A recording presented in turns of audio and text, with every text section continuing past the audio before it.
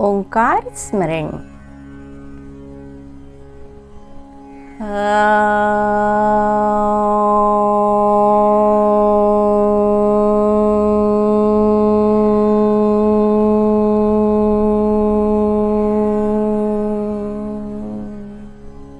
दोस्तों, एक बहुत ही बढ़िया सी कहानी। शीर्षक है स्वार्थ का नतीजा। किसी जंगल में कुटिया बनाकर एक साधु रहते थे। बड़ा ही रमणीक स्थान था।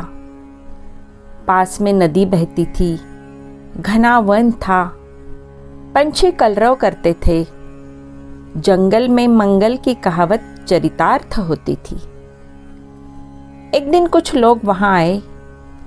वे आपस में धीरे धीरे बातें कर रहे थे, इधर उधर देख रहे थे। साधु ने उन पर एक निगाह डाली और अपने काम में लग गए। कुछ दिन बीतते बीतते वे लोग फिर वहां आए। इस बार वे अपने साथ बहुत सा सामान लाए थे। साधु ने यह सब देखा, पर माजरा क्या है उनकी समझ में नहीं आया। अगले दिन उन्होंने देखा पेड़ों पर कुल्हाड़ी चल रही है। साधु का हृदय वेदना से भर उठा। वृक्ष तो उनके जीवन के अंग थे, उनके विशाल परिवार के सदस्य थे।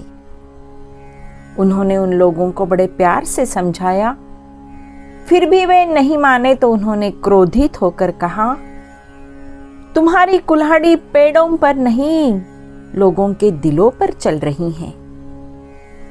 अरे हत्यारों, तुम्हारी इस हरकत से धरती वीरान हो जाएगी, तुम्हें शाप देगी।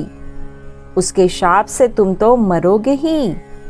तुम्हारे साथ न जाने कितने मासूम लोगों की भी हत्या होगी।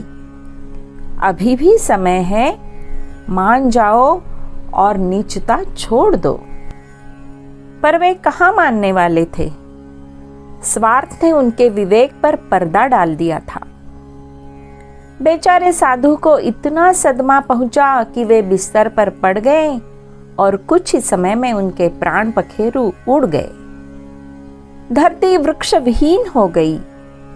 प्रकृति के संहार से वह शस्य श्यामला भूमि शमशान बन गई। प्रकृति बड़ी क्षमाशील है, पर जब कोई हद से ज्यादा सताता है तो वह बदला लिए बिना नहीं मानती। उस वर्ष भयंकर सूखा पड़ा। मेघ आए, किंतु उनका स्वागत करने वाले वृक्ष तो रहे नहीं थे। वे चुपचाप आगे बढ़ गए। प्रकृति के इस प्रकोप से वहां मनुष्य ही नहीं, पंछी भी बड़ी संख्या में चल बसे थे।